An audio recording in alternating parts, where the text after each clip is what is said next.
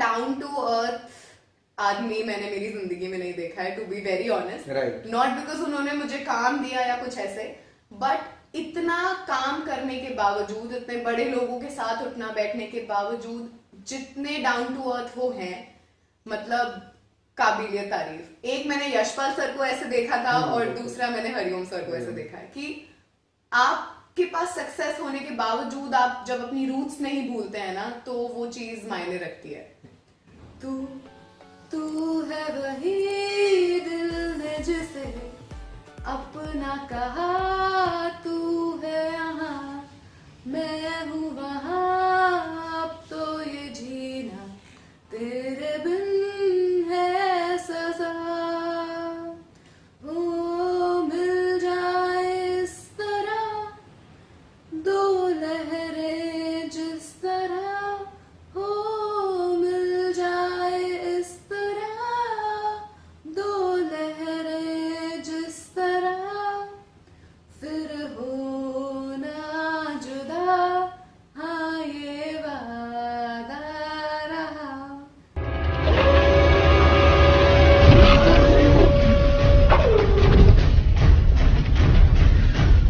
नमस्कार दोस्तों, मैं हूं समीर चौधरी। आप देख रहे हैं बॉलीवुड ब्रेक्स। शो का नाम है बातों बातों में, और जैसा कि आप जानते हैं कि बातों बातों में हम आपको रूबरू करवाते हैं कभी किसी एक्ट्रेस से, कभी किसी खिलाड़ी से, या फिर कभी किसी ऐसी शख्सियत से जिन्होंने अपनी लाइफ में कुछ खास मुकाम बनाया है।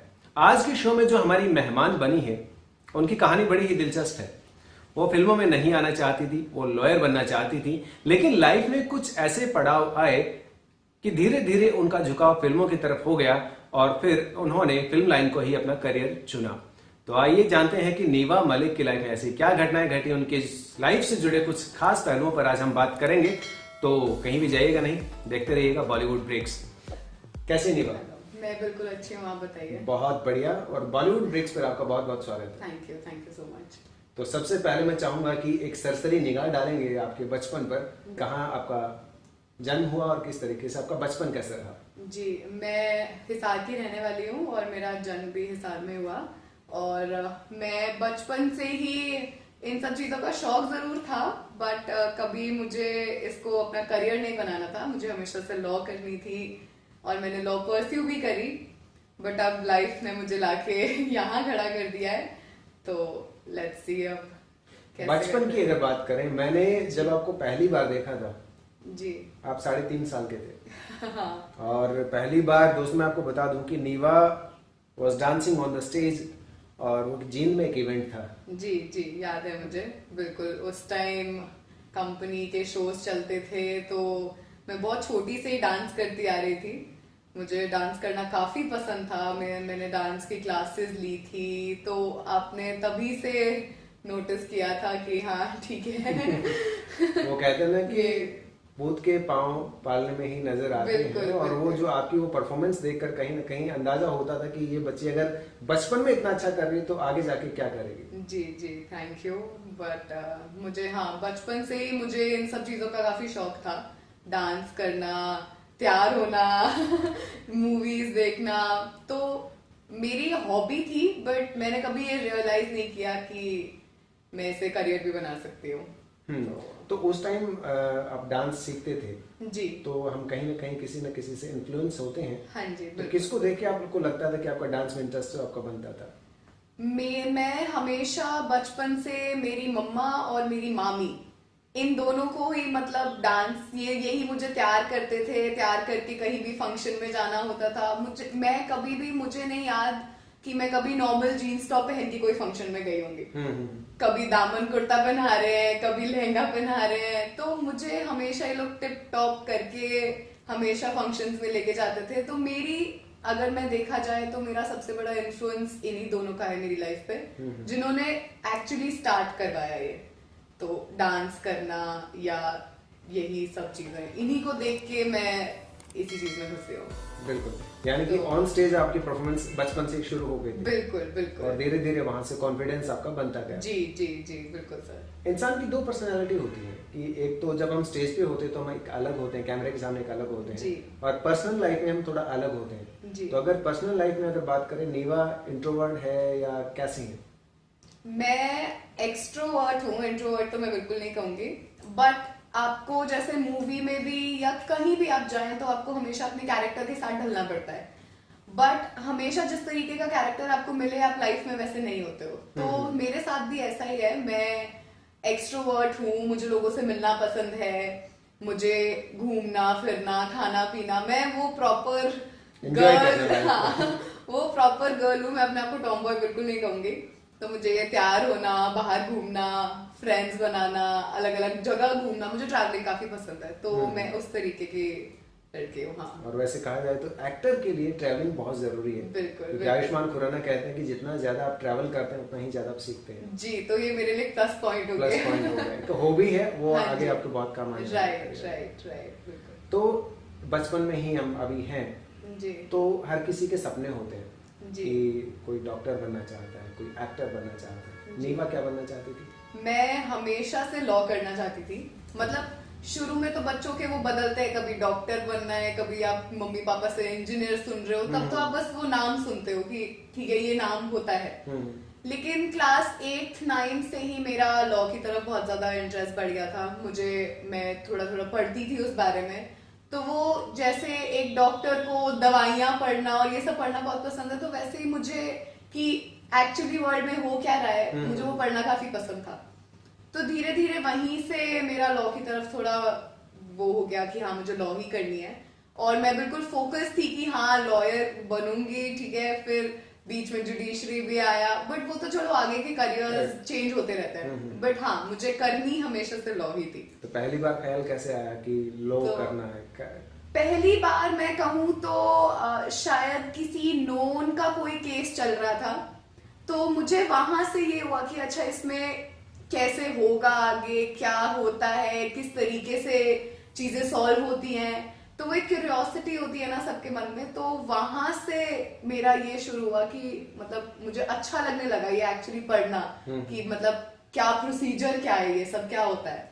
तो वहां से मेरा लॉ की तरफ इंटरेस्ट पड़ा। तो इसके साथ साथ आपकी जो डांसिंग वाली हॉबी थी वो कंटिन्यूअसली चल रही थी? जी, डांस मैंने कभी नहीं छोड़ा। मतलब थोड़ा गैप आ जाता था, लेकिन हाँ मैं डांस हमेशा करती थी।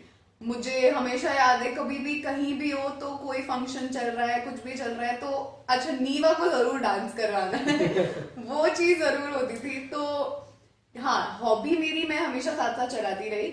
मैंने कभी ये नहीं सोचा था मैं एक्टिंग की तरफ चली जाऊंगी, बट हाँ मैं डांसिंग को जरूर अपनी हॉबी बताऊंगी, वो मैंने कभी नहीं छोड़ी। आज तक मैं डांस करती हूँ। हाँ थोड़ा गैप आ जाता है पढ़ाई की वजह से या उसमें, लेकिन हाँ डांस मैं अभी भी करती हूँ। तो एक बार ऐसा भी था कि आप और आपकी मदर दोनों एक साथ एक स्टेज पे एक ही इवेंट में डांस कर रहे थे? जी जी बिल्कुल। अब मैं और मेरी मम्मा बहुत से ऐसे फंक्शंस में साथ में गए हैं, बट एक फंक्शन मुझे अभी भी याद है, वो 2 साल पहले का है। तीज का फंक्शन हुआ था जो आप ही ने होस्ट किया था। बिल्कुल, उसमें 2 कैटेगरीज में तीज क्वीन निकलनी थी, और लकीली दोनों ही कैटेगरी में, एक में मैं और एक में मेरी मम्मा तीज क्वीन बने थे। तो ये भी बहुत हैप्पी फीलिंग होती है कि मतलब आप भी वो काम कर रहे हो, आपकी मम्मा भी वो काम कर रही है, और आप दोनों ही सक्सेसफुल हो रहे हो। बिल्कुल। तो ये चीज कहीं ना कहीं आपको मोटिवेट ही करती है कि ठीक है, मतलब वरना आइदर बेटी कुछ कर रही होती है या माँ कुछ कर रही होती है। डिफरेंट डिफरेंट जी बिल्कुल। बट मेरे साथ ऐसा है कि मैं और मेरी मम्मा दोनों ही अलग अलग प्रोफेशन से हैं, लेकिन इस चीज में हमेशा हॉबीज दोनों की साथ सेम। में। बिल्कुल बिल्कुल। तो आपकी जो मदर है वो एंकर भी हैं जी। दूरदर्शन पे, या जी। फिर रेडियो की बात करें तो रेडियो जॉकी भी हैं। हाँ जी। तो कहीं ना कहीं उनका प्रभाव नहीं आया आप पर कि शायद मैं इस लाइन में जाऊं कभी? नहीं, शुरू में बिल्कुल नहीं आया। मतलब मुझे मम्मा को करते देख अच्छा लगता था हमेशा कि हाँ ठीक है वो एक साथ इतनी चीजें मैनेज कर रही हैं, क्योंकि वो एक गवर्नमेंट लेक्चरर भी हैं, वो रेडियो स्टेशन भी जाती थी, वो दूरदर्शन भी जाती थी, तो उन्हें देख के मैं एंजॉय करती थी। बट मुझे कभी ये नहीं हुआ कि मुझे ये करना है। बट अभी मैं कहूँ अगर मेरी शुरुआती दौर देखा जाए तो वो भी मैं उन्हीं की वजह से घुसी हूँ इसमें तो मैं आज जहां भी हूँ या मेरा फील्ड चेंज हुआ या कुछ भी, तो वो डेफिनेटली उसका पूरा पूरा श्रेय मेरी मम्मा को जाता है। अगर पापा की बात करें तो हाँ जी। बेटियां जो होती हैं पापा के दिल के बहुत करीब होती है, पापा की जी परी। जी जी मैं हूँ मैं बिल्कुल हूँ। मतलब वो होता है ना कि आप हमेशा अपने पापा से ज्यादा क्लोज होते हो, तो मेरे साथ भी वो एक अटैचमेंट है, बिल्कुल मतलब कुछ भी ऐसा हो। लेकिन कई बार ऐसी सिचुएशंस आ जाती हैं कि आपके पापा हमेशा आपके साथ नहीं रह सकते काम की वजह से, या वो ट्रैवल कर रहे हैं या कुछ। तो मेरी मम्मा ने हमेशा दोनों का रोल प्ले किया है। जब भी मुझे कहीं लेके जाना होता था, ऑडिशंस थे, फंक्शंस थे, तो मेरे दोनों पेरेंट्स ने लकीली मुझे हमेशा हर चीज में सपोर्ट किया। बिल्कुल। तो कई बार ऐसा होता है, जैसे 3 इडियट में था कि आर माधुन के पैदा होते ही कि तीसरे सेकंड में बोल दिया था मेरा बेटा इंजीनियर बनेगा। तो आपके साथ कभी ऐसा हुआ कि मम्मी पापा ने कुछ सोचा कि हमारी बेटी ये करेगी? नहीं, मतलब उनको हमेशा ये था कि नीवा का जो मन करे नीवा वो करेगी। मतलब उन्होंने कभी मुझ पे किसी चीज का ये प्रेशर नहीं डाला, हम ये चाहते हैं तो आप ये करें। तो उनको हमेशा ये था कि आपको जिस चीज में खुशी मिल रही है आप वो करो, हम अपने आप वो कह देंगे हम यही चाहते थे कि नीवा ये बने। क्योंकि मेरे को कभी भी ये चीज नहीं बोली गई कि नीवा नहीं तुम्हें यही करना है, या हम ये चाहते हैं आप ये करें। तो मैं हमेशा मेरी लाइफ अपने हिसाब से जीती आई हूँ, बस उनके सपोर्ट के साथ, मैं ये कहना चाहूंगी। तो ऐसा कभी नहीं हुआ कि हम ये चाहते हैं तो आप ये करिए। हर मोमेंट पे उन दोनों ने मुझे बिल्कुल कंप्लीटली सपोर्ट किया है, जो चीज मैंने करनी चाहिए। तो शायद उसी की वजह से आज मैं दोनों चीजें साथ साथ बैलेंस कर पा रही हूँ। तो अगर बात की जाए फिल्मी सफर की, जी, ऐसा क्या हुआ था लाइफ में कि आप लॉ से मन थोड़ा सा हट के एक्टिंग की साइड आ गया? किस तरीके से आपकी बात की जाए फिल्मी सफर की, तो कैसे शुरुआत हुई? मैं अपनी लॉ परस्यू ही कर रही थी। तो सेकेंड ईयर में एसपी चौहान के ऑडिशंस आए थे। एसपी चौहान जो जिमी शेरगिल और युविका चौधरी, जिसमें यशपाल सर भी हैं जी, तो उसके ऑडिशंस आए थे। तो वहां से मुझे अभी भी याद है, मेरी गर्मियों की छुट्टियां होने वाली थी, मेरा सेकेंड ईयर खत्म हो गया था। तब मेरी मम्मा मुझे फोन करती हैं कि नीवा ऐसे ऐसे एक ऑडिशन है। तो मैंने डिनाई कर दिया था कि नहीं मम्मा मुझे नहीं करना, मेरे को लॉ ही करनी, आप कहाँ घुसा रहे हो मुझे। तो वो ऐसे थी कि कोई नहीं, अभी तो छुट्टियां हैं, ऑडिशन दे के देखो, हो जाएगा क्या पता है ऐसे।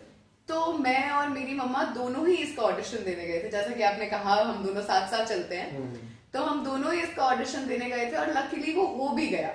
जिस कैरेक्टर के लिए आप देने चाहते हो तो वो हो गया। तो तब भी चलो एसपी चौहान कर ली, वो जितने दिन का शूट था। फिर एक और मूवी आई थी करम क्षेत्र, उसका भी ऑडिशन मेरी मम्मा ने बिल्कुल धक्के से दिलवाया कि नहीं नीवा दे के देखो, हो क्या कुछ नहीं पता चलता, ऐसे ऐसे। तो ये 2-3 मूवीज, एक मैं तीसरी जो गिनवाना चाहूंगी वो भी 16 दूनी 8 थी, उसका ऑडिशन आप ही ले रहे थे। तो आपको भी याद होगा मैं बिल्कुल लास्ट में आई थी, क्योंकि मेरा ये सब करने का बिल्कुल यूं नहीं था कि मुझे ये करना है, क्योंकि हमेशा से वो एक गोल होता है ना, तो वो मेरा लॉ ही था कि मुझे लॉ ही करनी है। बट फिर मैं 16 दूनी 8 भी मैंने करी, वो भी मैंने बिल्कुल ठीक है कर ली। फिर वहां मुझे कुछ 1-2 लोग मिले जिनका नाम मैं बिल्कुल लेना चाहूंगी। फर्स्ट वाज हरिओम सर, ठीक है, एंड आपका तो इन्फ्लुएंस चलो हमेशा मेरे ऊपर रहा ही है, लेकिन हरिओम सर या मनोज राठी हो गए, या मतलब मुझे 2-3 लोग ऐसे मिले जिन्होंने एक्चुअली मुझे ये रियलाइज करवाया कि नीवा आप ये कर सकती हैं। मतलब नॉट बिकॉज आपने कभी करा नहीं तो आप इस चीज से पीछे मत हटें। बिल्कुल। तो वहां से फिर मेरा माइंड थोड़ा डेवलप होना शुरू हुआ कि ठीक है नीवा आपके पास ये भी ऑप्शन है, आप ये कर सकती है। मुझे अच्छा लगने लगा धीरे धीरे सेट का माहौल, और मतलब जिस तरीके से मूवी बनती है, क्योंकि मैंने आपको जैसे बताया मुझे हमेशा से ये चीजें पसंद थी, लेकिन मैंने कभी खुद रियलाइज नहीं करी कि नीवा पे कहीं ना कहीं वो चीज अंदर हमारा इंटरेस्ट तो होता है, लेकिन कभी हमें खुद को ही समझ में नहीं आता कि इस लाइन में भी मैं जाना चाहती हूँ। जी। तो बस मेरे साथ भी वही हुआ। मैंने कभी सोचा नहीं था मैं ये चीज करूंगी, बट 1-2 प्रोजेक्ट्स करके धीरे धीरे मैं जितने लोगों से मिली मुझे काफी अच्छा लगने लगा ये। तो उसके बाद जब मैंने लास्ट मेरी मूवी की थी जिसमें मैंने लीड प्ले किया है, तो उसके बाद मेरा 100% हो गया था कि नीवा अब करना है तो यही करना है। एक चीज मैं बताना चाहूंगा कि जब 16 दूनी 8 के ऑडिशंस चल रहे थे जी, तब हिसार से मैं टैलेंट ढूंढ रहा था। काफ़ी लोगों को मैंने फ़ोन किया जिनको मुझे लगा था कि इनको ऑडिशन देना चाहिए। तो उसमें से एक नाम जो सॉलिड फीलिंग्स के साथ उभर के आ रहा था वो नीवा था। पता नहीं क्यों एक माइंड में ये था कि यार ये ऑडिशन नेवा को जरूर देना चाहिए, कहीं ना कहीं जी। जो कैरेक्टर की डिमांड थी मुझे लग रहा था कि वहां पे काफी फिट हो सकती है नेवा। मैं ऑडिशन देने आई थी तो आपके कारण नहीं आई थी, क्योंकि मैं वही आपको बता रही हूँ, मेरा इंटरेस्ट बिल्कुल नहीं था। आपको याद भी हो तो मैं बिल्कुल लास्ट Last मोमेंट पे moment आई पे थी आई, कि बिल्कुल। चलो ठीक है दे आती हूँ। वो लकीली आप लोगों को पसंद भी बहुत आया, तो वहीं से 16 दूनी 8 was the major breakthrough मेरी लाइफ में, जहां से मैंने इसके बारे में सोचना शुरू किया। बिल्कुल दोस्तों, मैं आपको बताना चाहूंगा कि 16 दूनी 8 के ऑडिशन जब चल रहे थे तब नीवा बिल्कुल लास्ट मोमेंट पर आई थी। जब तक हम सारा पैकअप करने वाले थे तब लास्ट मोमेंट पे नीवा आई और मैंने हरिओम भाई को बोला, हरिओम भाई आप थोड़ी देर रुको, एक लड़की और आ रही है और नो डाउट वो बहुत अच्छी एक्ट्रेस है, जहां तक मुझे लगता है वो बहुत अच्छा ऑडिशन देने वाली है। और जैसे ही वो ऑडिशन हुआ, ऑडिशन होने के बाद जब आप ऑडिशन दे के निकले जी। तब हरिओम ने ये खुद कहा, बोला यार ये आज का सबसे बेस्ट ऑडिशन था। तो शायद आप मेरा ही वेट कर रहे थे। शायद हो सकता है कि वो ऑडिशन का जो मेन कहते हैं ना कि औचित्य है वो वहां से पूरा हो गया जी जी, आपके ऑडिशन के बाद। बिल्कुल बिल्कुल नहीं, मेरा मैं वही बता रही हूँ आपको कि 16 दूनी 8 के ऑडिशन के बाद मतलब वो मतलब थोड़े कैरेक्टर के सर्कमस्टांसेस की वजह से, या जो मूवी में एक्चुअली चाहिए था वो किसी रीजन से अगर मैं वो नहीं भी कर पाई तो भी मैं उस मूवी का पार्ट थी। तो मे बी कहीं ना कहीं लाइफ वांटेड मी कि मैं करूं। तो बिल्कुल। तो जब स्टार्टिंग में जब आपका इंटरेस्ट नहीं था, कहीं ना कहीं कि आपको समझ में नहीं आता कि मेरा इंटरेस्ट है जी। तब मीना जी जब आपको जबरदस्ती लेकर जाती थी ऑडिशन के लिए, हाँ जी। तब कहीं ना कहीं वो हानिकारक बापू वाली फीलिंग नहीं आती थी? आती थी, बिल्कुल आती थी। मैं कह तो रही हूँ कि मैं मना करती थी, नहीं मम्मा मुझे नहीं करना है, आप कहाँ। वो यूं कहती थी नहीं, तो मुझे एक बार को ये भी लगता था कि यार मम्मा का इंटरेस्ट है तो मुझसे करवा रही है, क्या पता। लेकिन धीरे धीरे फिर ये होता था कि ठीक है यार घर पे बैठी हूँ तो कर लेती हूँ। पहले बिल्कुल स्मूथली टाइम पास में मैं ये चीज कर रही थी, तो यूं होता है ठीक है मम्मा कह रही है तो कर लो। बस उन्हीं के कहने से, जो आपने बोला कि आपके पेरेंट्स ने कभी ये बोला कि हमारी बेटी ये करेगी, तो वो अब मेरे साथ हो रहा था, लग रहा था कि ऐसा कुछ है अभी। अब ये करो। लेकिन ठीक है उन्होंने कहा तो शायद मे बी वहीं से मेरी लाइफ को एक मोड़ लेना था। तो पहली फिल्म आपकी एसपी चौहान, जी, क्या कैरेक्टर था आपका? मैं युविका की सिस्टर प्ले कर रही थी उसमें। कैसा एक्सपीरियंस जब आपने फर्स्ट टाइम कैमरा फेस किया, फर्स्ट डे फर्स्ट, जी, तो क्या फीलिंग? काफी डर लग रहा था टू बी वेरी ऑनेस्ट, क्योंकि हर चीज मेरे लिए पहली थी उधर। वो मेकअप से लेके वैनिटी वैन से लेके सेट तक जाना, हर चीज बहुत नई। और वहां पे सब इतने ट्रेन्ड एक्टर्स या सब इतने बड़े बड़े कलाकार थे कि मतलब मुझे ये हो रहा था कि पता नहीं मैं कर पाऊंगी कि नहीं। और डायलॉग बोलने में भी इतना वो, मतलब हर वक्त आपके मन में ये रहता है कि क्या आप वो दे पा रहे हैं जो डायरेक्टर को चाहिए। तो वो डर तो मेरा पूरे टाइम रहा था, मतलब नो डाउट। क्योंकि मतलब युविका चौधरी भी बहुत अच्छी एक्ट्रेस हैं, बहुत अच्छी। तो अगर आप किसी बड़े एक्टर के साथ प्ले कर रहे हो तो वो ऑटोमेटिकली डर आपके मन में आ जाता है। बिल्कुल। वहां पे जिमी शेरगिल थे, यशपाल सर थे, सब इतने बड़े बड़े, और आप फर्स्ट टाइम कुछ कर रहे हो, तो वो डर तो 5-6 दिन, जितने दिन का शूट था, वो डर मेरे मन से बिल्कुल नहीं गया। मतलब मुझे हमेशा ये रहता था नीवा तो अच्छा कर रही है कि नहीं, पता नहीं जो करना चाहिए वो कर रही है कि नहीं। क्योंकि हर चीज जब पहली बार आ जाए ना आपके पास तो वो मैनेज करना थोड़ा हो जाता है। बट ठीक है, मैंने अपना बेस्ट दिया। कई बार ऐसा होता है कि जब हम ऑडिशन के बाद जब हम शूटिंग कर रहे होते हैं जी, मन में डर तो रहता है, और सबसे बड़ा डर ये होता है कि अगर मैंने अच्छा नहीं किया तो हो सकता है कि कहीं रिप्लेस ना कर दे। बिल्कुल बिल्कुल। ये भी होता है कि आगे काम मिले ना मिले ना मिले। लेकिन तब तक मैं ये नहीं सोचती थी कि आगे मिलेगा कि नहीं मिलेगा, क्योंकि मैं वो भी नॉर्मली एज अ हॉबी कर रही थी कि चलो ठीक है। बट हाँ, मैंने हमेशा अपना बेस्ट दिया। मैंने नहीं भी मन था तो भी अपना बेस्ट देने की कोशिश की कि चले ठीक है। बट हाँ, एसपी चौहान से मेरी ये चीजें शुरू हुई। तो कई बार ऐसा होता है कि जब हम टेक दे रहे होते हैं, जैसे ही हमने डायलॉग खत्म किए, खत्म करने के बाद हमारी नजर किसी न किसी ऐसे बंदे पे जाती है जहाँ से हमें रिएक्शंस चाहिए होते हैं। बिल्कुल। ठीक है, तो हाँ वो जी। कौन ऐसी शख्सियत थे वहां पे सेट पे?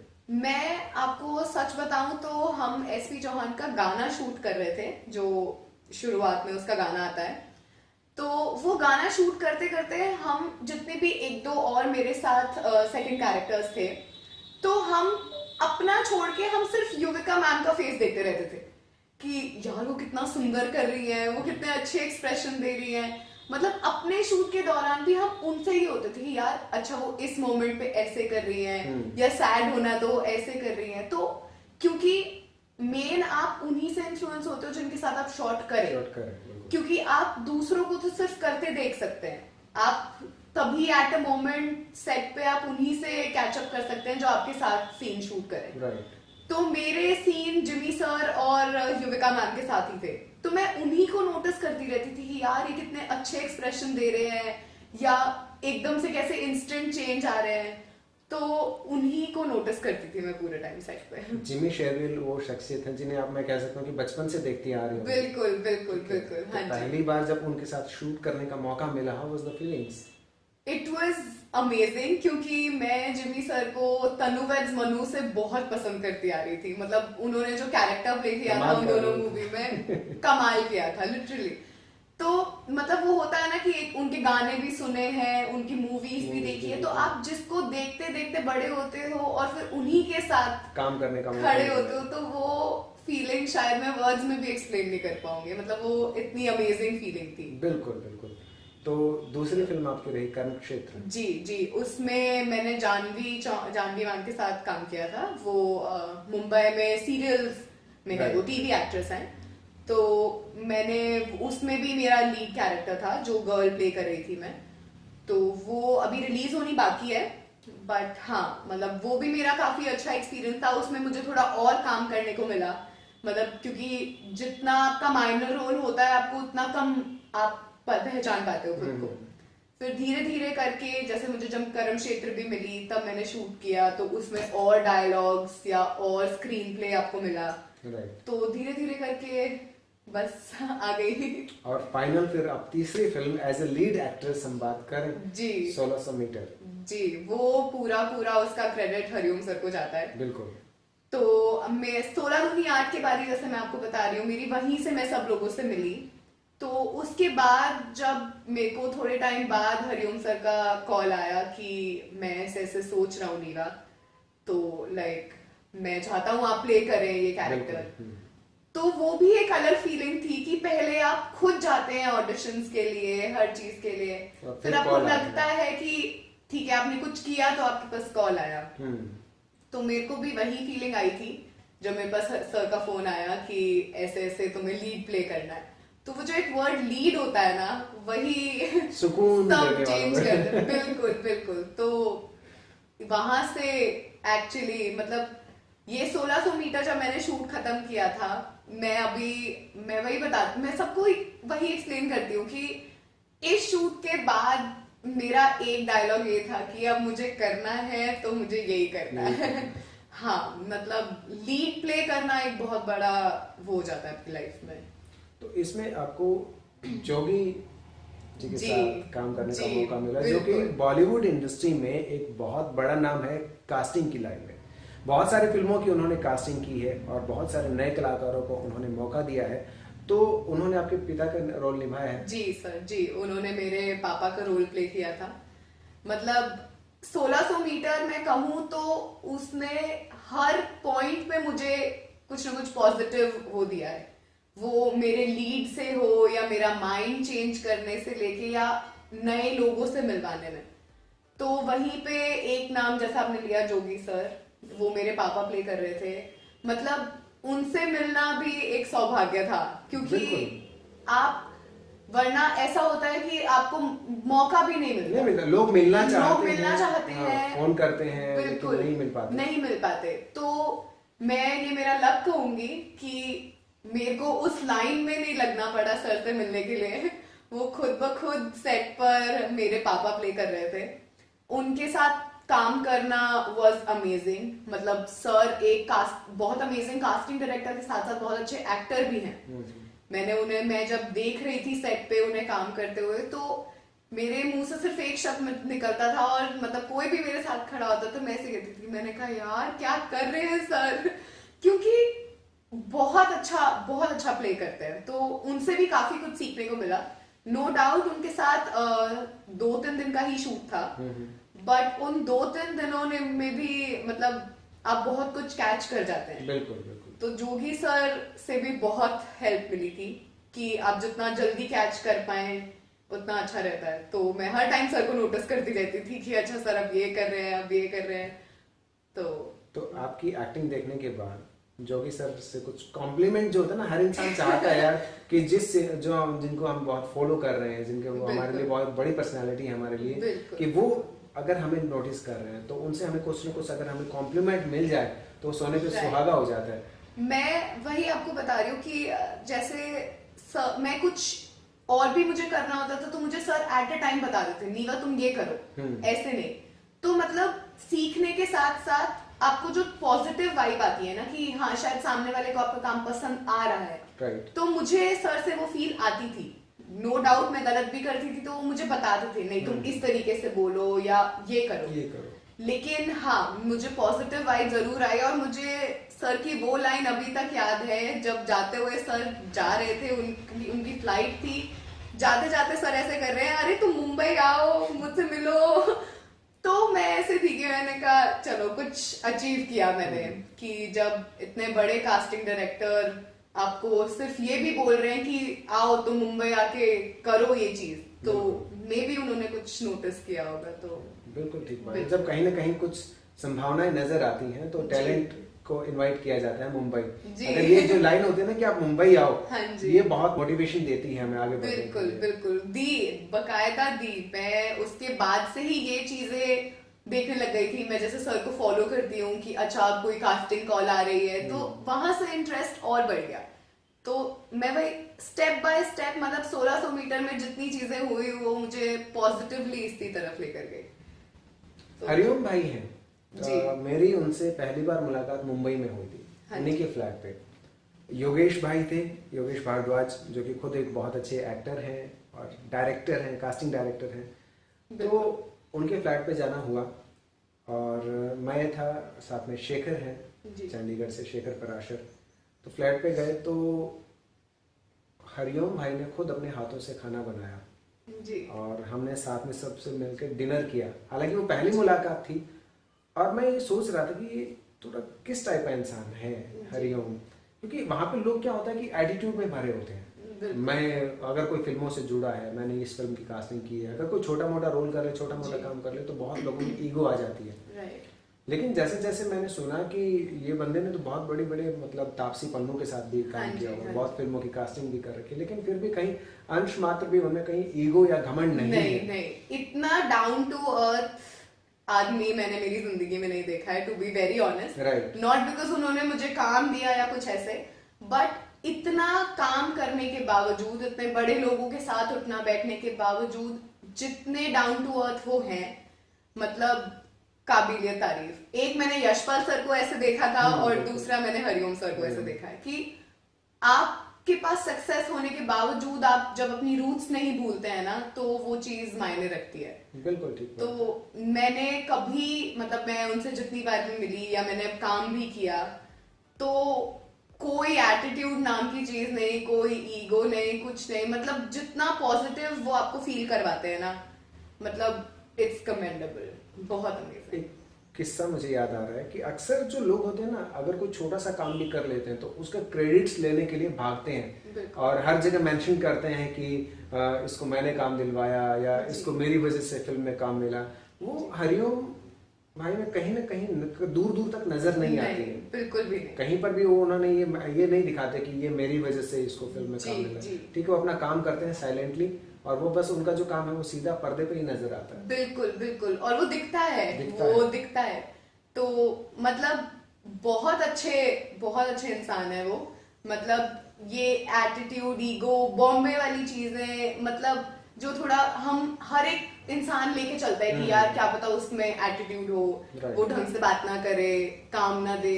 तो ये सारी चीजें उनमें मैंने दूर दूर तक नहीं देखी, दूर दूर तक। मतलब मैं जितने लोगों को मिलती आई हूँ या फॉलो करती आई हूँ, तो एक ऐसा इंसान मैं यशपाल सर को गिनूंगी और दूसरा हरिओम सर को। मतलब जो क्रेडिट नहीं, जो अपना काम किया, हाँ, जो एक्चुअली सिर्फ काम पे क्रेडिट और ये सब उनको मायने नहीं रखता, ये वो सिर्फ अपने काम पे ध्यान देता है। दोस्तों मैं आपको बताना चाहूंगा कि हरिओम भाई वो हैं कि अगर आपने तापसी पन्नू और भूमि पेडनेकर की सांड की आंख मूवी देखी होगी तो हरियाणवी कल्चर में जितनी तापसी पन्नू ढली हुई नजर आती हैं उसकी ट्रेनिंग हरिओम कौशिक भाई ने दी है उनको। जी जी बिल्कुल बिल्कुल, वो मुझे बताते भी थे बकायदा कि मैं और जोगी सर ऐसे जाते थे नीवा। शुरू में मुझे भी ऐसे लगता था कि मतलब पता नहीं मैं कहाँ जा रहा हूँ, लेकिन फिर उनका तो चलो वो काम है तो वो ढल गए उस चीज में। राइट। तो किसी भी इंसान में वो चीज आ जाती है, भाई मैं तो उससे मिला हूँ या मैं तो उसके साथ काम करता हूँ, बिल्कुल। ऑटोमेटिकली मैं आ जाता है वो मैं आ उसमें। जाता है। लेकिन मैंने सर में ऐसा, मैं शायद उन्हें पिछले 5 से 6 महीने से जानती हूँ, तो मैंने उनमें वो 1% भी नहीं देखा। 1% भी नहीं। बिल्कुल ठीक बात है। 1600 मीटर जी फिल्म में जैसे आपको जोगी सर हैं उनके साथ काम करने का मौका मिला, जी योगेश भाई हैं, जी। उनके अलावा एक और शख्सियत हैं जो मतलब एनएसडी पास आउट हैं और डायरेक्टर भी हैं, एक्टर जी, भी जी, हैं, जी। संदीप संदीप, शर्मा। जी। तो उनके साथ काम करने का एक्सपीरियंस कैसा रहा? काफी अच्छा। वो मतलब मैं उनके साथ सेट शेयर नहीं कर पाई क्योंकि हमारे कैरेक्टर्स ऐसे थे, बट हाँ डेफिनेटली वो भी एक बहुत हम्बल इंसान है, बहुत ज्यादा। मतलब उनके साथ बात करने में भी आप बहुत कुछ सीखते हैं। Right. जरूरी नहीं है कि आप उसी इंसान से सीखे जिसके साथ आप वो सीन Screen कर share रहे कर रहे हैं। हो, yes. जी, तो मुझे सर से भी काफी कुछ सीखने को मिला। जिस तरीके से वो एक्ट करते थे, वो बेहतरीन एक्टर हैं, बहुत अच्छा। मतलब मैं वही आपको बता रही हूँ ना, जब मेरा सीन नहीं होते थे तो उनके होते थे, तो मैं उनको नोटिस करती थी तब। तो मतलब इस मूवी में मैं और 2-3 लोगों का, जैसे नो डाउट योगेश भारद्वाज जो हैं, वो भी बहुत कमाल के एक्टर हैं। मतलब उन्हीं सबको मैं देखती रहती थी। रंजीत चौहान है, या फॉर दैट मैटर जो मेरा को एक्टर है आकर्षण, वो है। तो मतलब मैं इन्हीं सबको देखती रहती थी जो ये सब करते थे। तो मुझे एक और इंसान से मिलवाया था हरिओम सर ने, जो है मनीष।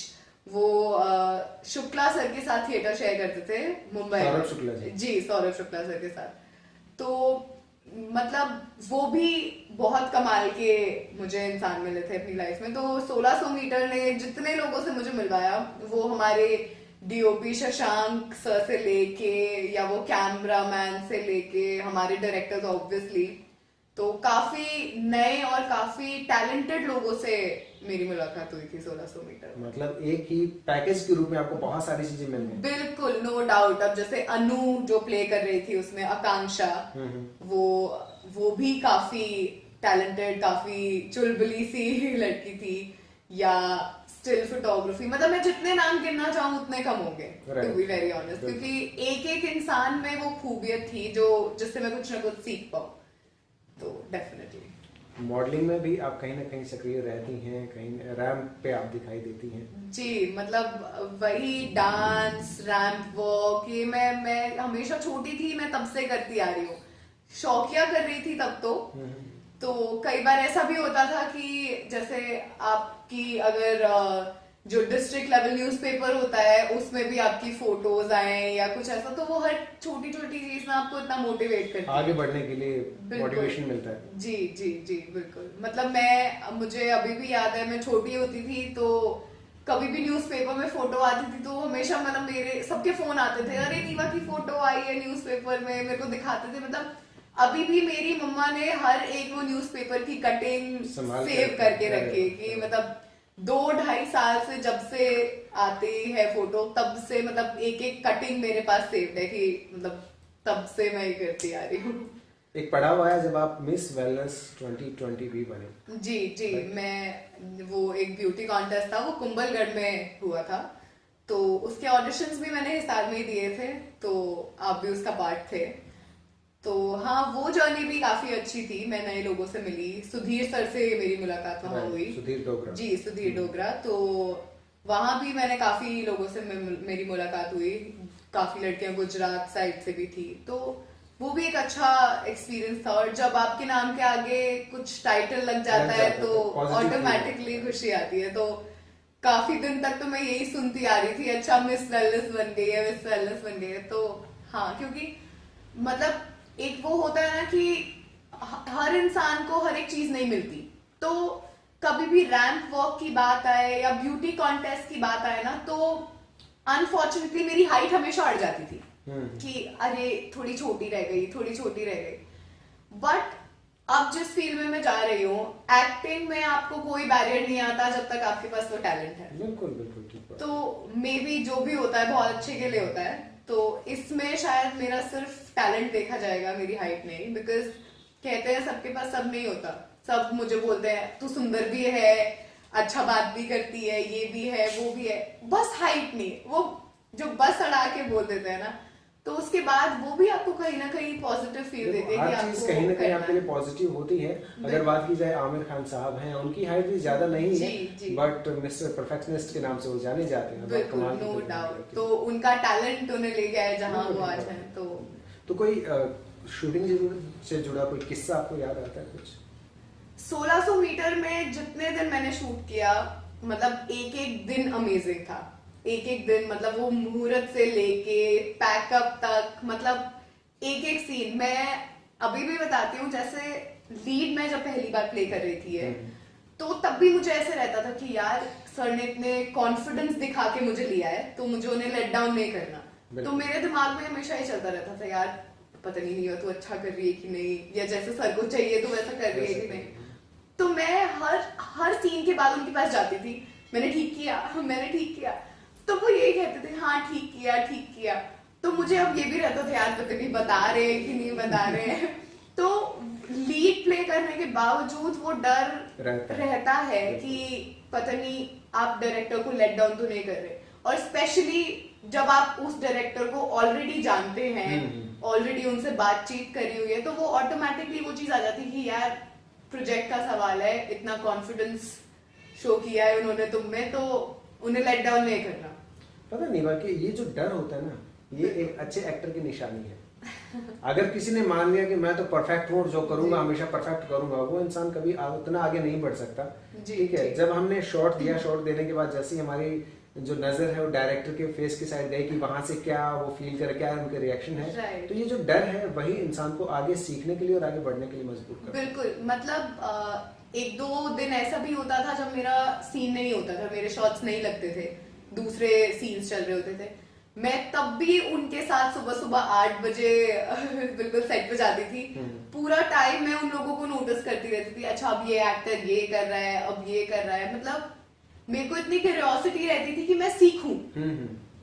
कोई स्कूल ज्वाइन नहीं, कोई वैसे नहीं, मतलब जब मेरे सीन नहीं होते थे, मेरा फ्री था, तो मैं सो भी सकती थी या अपना आराम कर सकती थी, लेकिन मैं उनके साथ सुबह सुबह 8 बजे उठ के उनके साथ सेट पे जाती थी हमेशा। मतलब और हर छोटी से छोटी चीज नोटिस करती थी।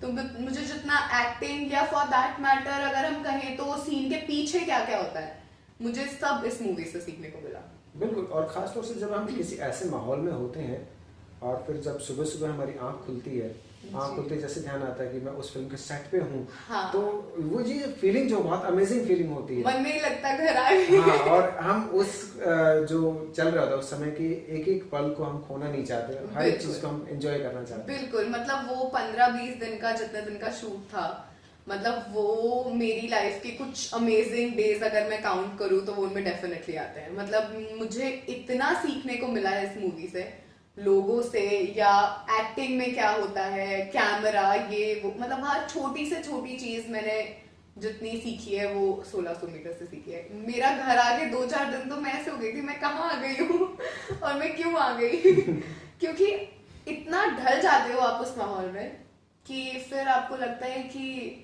चलते रहे, सिलसिला चलता रहे। हाँ बिल्कुल। तो हम अपनी लाइफ में किसी न किसी से प्रभावित होते हैं। बिल्कुल। और अभी आप फिल्म लाइन में धीरे धीरे आगे बढ़ रही हैं, 3 फिल्में कर चुकी हैं जी। तो एक्ट्रेस अगर बात करें, हाँ जी, तो कौन है आपकी फेवरेट जिससे आप कहते हैं कि उनसे अब बहुत कुछ सीखने को मिलता है, या उनका स्टाइल जो पसंद आता है? जी जी, देखिए मैं बताऊं तो हमेशा से ना मेरी एक्ट्रेस और मतलब एक्टर्स के जो चॉइसेस होती है ना वो बदलती है, क्योंकि आप कोई एक अच्छी मूवी देखोगे, आपको वो पसंद आएगी तो आपको वो फेवरेट एक्टर बन जाता है, या वो फेवरेट एक्ट्रेस की भाई अच्छा उसने बहुत अच्छा काम किया या ऐसे करके। बट अगर मैं फिर भी मतलब 1-2 को गिनना चाहूँ जिसमें एक्टर और एक्ट्रेस दोनों आ जाते हैं, तो मतलब वो होता है ना कि आप किसी भी बॉलीवुड एक्टर से मिलो तो आपको खुशी जरूर होती है, लेकिन वो कुछ चुनिंदा 2-4 नाम होते हैं जिनसे आपकी बिल्कुल इच्छा होती है कि भाई आप मिले। बिल्कुल। जिनमें से 2-3 नाम अगर मैं गिनवाना चाहूँ तो एक सबसे पहले जयदीप सर आएंगे। जयदीप आला। बिल्कुल, मतलब कमाल के इंसान हैं। मैं उनकी बहुत बड़ी फैन हूँ, मतलब मुझे मौका मिलेगा तो मैं डेफिनेटली उनसे मिलना चाहूंगी। सेकेंडली मैं भूमि मैम को भी बहुत फॉलो करती हूँ, मुझे भूमि पेडनेकर भी बहुत पसंद है। रणदीप हुड्डा हो गए, तो मुझे कुछ दीपिका पादुकोण भी मुझे बहुत अच्छी एक्ट्रेस लगती है। बिल्कुल। बट हाँ, नवाजुद्दीन सिद्दीकी हो गए, तो मतलब ये कुछ चुनिंदा ऐसे हैं कि मतलब इनसे ख्वाहिश है मेरी मिलने की, तो देखते हैं अगर कभी जिंदगी ने मौका दिया तो। बिल्कुल मुलाकात होगी। मेरी जयदीप सर से मुलाकात हुई थी जागरण फिल्म फेस्टिवल के दौरान। मैं जी। होस्ट कर रहा था और वो एज ए सेलिब्रिटी के तौर पर आए थे। हाँ जी। और कुछ उनसे 10 मिनट बात हुई, लेकिन वो सेम चीज़ें जो मैं हरियाणा के एक्टर्स में खासतौर से नोटिस करता हूँ कि जो ईगो है वो दूर दूर तक नजर नहीं आता है। बड़े आराम से मैंने उनसे एक्टिंग से रिलेटेड कुछ सवाल पूछे कि आप किसी कैरेक्टर को कैसे, जैसे कहते हैं ना कि ऑब्जर्वेशन एक जी। टूल होता है एक्टर का, तो आप किसी कैरेक्टर को ऑब्जर्व करते हैं तो क्या चीज़ें नोटिस करते हैं? जी जी। तो वो उन्होंने बताया मैं तो बड़ा कमाल आपको था। यहीं पे मतलब जयदीप सर से रिलेटेड एक वो बताना चाहूंगी। मेरी छोटी बहन जो है, सबसे छोटी, तो वो हरियाणा फिल्म फेस्टिवल की ब्रांड एम्बेसडर है। ambassador, जी, right. डुग्गू के नाम से सब उसे जानते हैं। राइट। तो मैं कॉलेज में थी और ये पीछे से हिसार में ही हो रहा था, जो हरियाणा फिल्म फेस्टिवल है, शायद पिछले साल की बात है ये। अचीव में। जी, तब ये मनोज बाजपेयी सर, जयदीप सर, ये सब आए थे। तो मेरी छोटी बहन के फोटो है जयदीप सर के साथ। Okay. और वो हमने बिल्कुल फ्रेम करवा के घर पे लगा रखी है। तो मैं जब भी उसे देखती हूँ ना, मैं ऐसे होती हूँ कि यार ये मिल ली, मैं क्यों नहीं मिल पा रही हूँ। क्योंकि मैंने जयदीप सर को जितनी भी मूवीज में देखा है, वो शायद गैंग्स ऑफ वासेपुर हो या उनकी वेब सीरीज जो पाताल लोक आई थी वो हो, मतलब जितने कमाल के वो एक्टर हैं उतने वो इंसान भी लगते हैं। इंसान भी कमाल। तो मेरी लिटरली मतलब मैं जब भी उस फोटो को मेरे घर में देखती हूँ ना, मैं मेरी मम्मा को सिर्फ एक चीज कहती हूँ, मैंने कहा एक दिन मेरी फोटो भी ऐसे ही देखना, ऐसे ही लगाओगे आप लोग। और बल्कि कहीं ना कहीं मुझे ऐसा लग रहा है कि न सिर्फ फोटो बल्कि इन फ्यूचर आपको उनके साथ स्क्रीन भी शेयर करने का मौका मिलेगा। मेरे लिए इससे बड़ी बात कुछ नहीं होगी लाइफ में, to be very honest. But हाँ, मैं उतनी मेहनत जरूर करूंगी कि जिस इंसान से आप पूरी लाइफ में मिलना चाहते हैं, अगर आप उसके साथ काम करें तो बहुत बड़ी बात हो जाती है। राइट। तो मैं अपना 100% जरूर दूंगी उस मुकाम तक पहुंचने के लिए, बाकी तो देखते हैं। तो अभी आगे का क्या फ्यूचर प्लानिंग, क्योंकि हमारे दिमाग में उधेड़-बुन चलती रहती है कि अब फिल्में आ गए हैं, तो अभी आगे क्या करना चाहती हैं, क्या प्लानिंग है? आगे मैं अभी फिलहाल बस मेरी लॉ कंप्लीट होते ही मैं इसी को चूज करूंगी। हाँ जी, मतलब मैं अपनी पढ़ाई में बीच में नहीं छोड़ना चाहती थी, वरना करने को तो मैं जब मुझे 2-3 साल पहले मैंने शुरू किया था तो मैं कंटिन्यू कर सकती थी। बट मैंने ये सोचा कि मैं अपनी पढ़ाई पूरी करूं और उसके बाद let's give it a shot कि देखते हैं क्या होता है। तो बस अभी 1-2 महीने में मेरी लॉ कंप्लीट हो जाएगी, उसके बाद मैं कंप्लीटली कोर्स ज्वाइन करके अपना 100% इसी फील्ड में दूंगी। गाने का भी शौक रखती हैं? नहीं, मतलब मैं गाती भी हूँ तो मेरे दोस्त ऐसे हो जाते हैं, नहीं यार चुप हो जा। तो सुनने का काफी शौक रखती हूँ, गाने का नहीं। ज्यादातर किन्हें सुनते हैं, कोई ऐसे सिंगर जिनको आप सुनते हैं? मतलब नॉट पर्टिकुलरली, मतलब मैं वो होता है ना कि आप किसी एक इंसान को नहीं सुनते, जिसका बट गाना आपकी पसंद एक आता है। हाँ आपकी एक गाने की चॉइसेस हो जाती हैं कि जैसे कई बार आपको थोड़े स्लो सॉन्ग्स पसंद आते हैं, कई बार आपका मूड अच्छा होता है बहुत तो आपको पार्टी सॉन्ग्स पसंद आते हैं, तो मैं उस हिसाब से गाने सुनती हूँ। तो कोई गाना गुनगुनाना चाहेंगे जो आपका फेवरेट हो? कोई?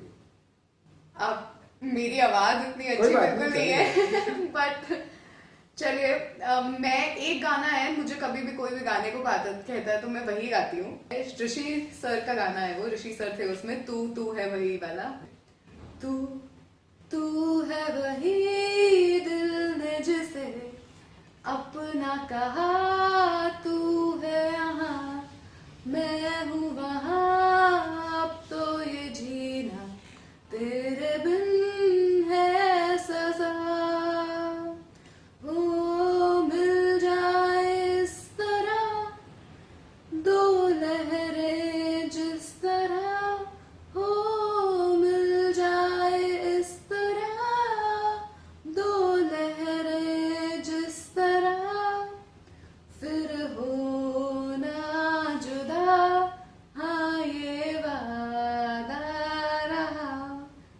क्या बात है, आप इतना सुरीला गाती हैं फिर कहते हैं कि मैं गाना नहीं आता। खुद को नहीं लगता ना कभी कभी तो इसलिए। नहीं, बहुत अच्छा गाती है। थैंक यू तो मेरा सवाल, जब भी मैं कोई इंटरव्यू करता हूँ तो हर पर्सन से मेरा एक सवाल ज़रूर होता है कि हर इंसान की लाइफ में कोई ना कोई एक ऐसा पल होता है, चाहे वो खुशी का हो या गम का हो, जिसे इंसान कभी भूल नहीं पाता। जी। नेवा की लाइफ में ऐसा कौन सा पल है? मैं अगर हैप्पी मोमेंट्स की बात करूं तो मेरा शायद सबसे हैप्पीएस्ट मोमेंट वो था जब मेरी सबसे छोटी बहन पैदा हुई थी। मेरी जो तीसरी बहन, मतलब हम 3 बहनें हैं, तो जब मेरी सबसे छोटी वाली बहन पैदा हुई थी, क्योंकि मैं थी उस टाइम 12th क्लास में, तो मैं अगर अपना हैप्पी भी और सैड भी दोनों मिलाना चाहूँ तो वो मैं उसी में काउंट करूंगी, क्योंकि जब वो पैदा हुई तो मेरी मॉम का सिजेरियन हुआ था। तो कुछ टाइम तक उनको बेड रेस्ट बता दिया गया था, बिकॉज वो सीवियर ऑपरेशन हो गया था, कुछ कॉम्प्लिकेशंस आई थी। तो मैं 12th में थी, मेरे बोर्ड्स भी थे साथ में, तो मैंने मेरी छोटी बहन को मैंने ही पाला है, मतलब क्योंकि मम्मा के बाद जो भी वो होता है सब काम मैंने उसकी किए हैं, उसको सुलाने से लेके खिलाने नहलाना सब काम मैंने उसका किया है। तो सैड देखा जाए तो जब आप अपनी मॉम को बेड पे देखते हैं लाचार कि वो उठ नहीं पा रही हैं या उनको हर चीज हेल्प करना पड़ रहा है, तो वो सैड भी होता है। बट वहीं पे अगर आप हैप्पी मोमेंट्स देखें तो मतलब मुझे ये लगता था कि मतलब मैं ही इसको पाल रही हूँ। तो आज भी मतलब वो 6 साल की हो गई है, बट आज भी वो मम्मी से ज्यादा मेरा करती है। मतलब वो बिल्कुल वो एक पॉइंट पे मम्मी के बिना रह सकती है, मम्मा कहीं बाहर जाए या काम हो, लेकिन वो मेरे बिना नहीं रह सकती। तो वो जो वो फीलिंग है ना कि मतलब जब आपको आपकी माँ से ज्यादा वो आपको प्यार करे, तो मुझे नहीं लगता उससे ज्यादा हैप्पी मोमेंट कुछ होगा। तो बिल्कुल। तो नेवा, आपकी लाइफ से जुड़े मैंने बहुत सारे सवाल पूछे जी, ठीक है, फिर भी अगर कोई ऐसा सवाल रह गया हो जिसका आप जवाब देना चाहती हो तो आप दे सकती हैं। आपने लगभग बचपन से लेके अभी तक का सब पूछ लिया, फ्यूचर भी पूछ लिया है, बट हाँ मतलब अगर आगे की बात करी जाए तो डेफिनेटली मैं सिर्फ इतना ही कहना चाहूंगी कि मैं अपना 100% दूंगी अब इस फील्ड में जाने के लिए, क्योंकि अब वो चीज आ गई है कि अब करना है तो यही करना है। तो जब आपके पास ये हो जाए कि दूसरा कोई ऑप्शन नहीं रखना, तो फिर आप उसके लिए बिल्कुल अपना जी जान लगा देते हैं। तो मैं कोशिश करती हूँ, देखते हैं जिंदगी कहाँ लेके जाती है। उम्मीद तो है मैं हरियाणा का नाम जरूर रोशन करूंगी। आप लोग बिल्कुल ये इस चीज से जानेंगे कि हाँ ये भी हरियाणा की लड़की है। जैसे इतने एक्टर्स है, फॉर एग्जाम्पल वही मैं दोबारा जयदीप सर, मतलब मैं जयदीप सर से इतनी ऑब्सेस्ड हूँ कि मैं हर जगह उनका एग्जाम्पल देती हूँ। तो वो जैसे सर जयदीप सर हो गए या रणदीप सर हो गए, मतलब वो कहीं ना कहीं आपका ना आपका बर्थ प्लेस या आपकी जगह का नाम ऑटोमेटिकली जुड़ जाता है। बिल्कुल कि हरियाणा से हैं या हरियाणा में इस जगह से हैं।